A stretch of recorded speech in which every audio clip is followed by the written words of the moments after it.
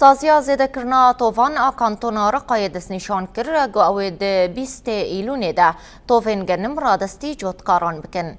پشتی وکرنا دریه تومار کرنا گری بستان به هواهنگیا یکیتیا جوتکاران مقدارا گنم جبو هر دونمکی حتا دست نشان کرن.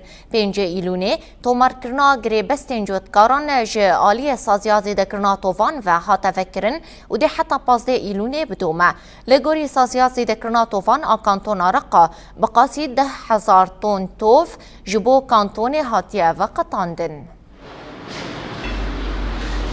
شروط إكثار البذار هي أنه تكون الأرض مزروعة بمحصول القطن. جي شرطين بركرنا طوفان أو كوزفي يان ببامبو سبزة يان جي ببقلة حتى 2 سالان هاتبا چاندن.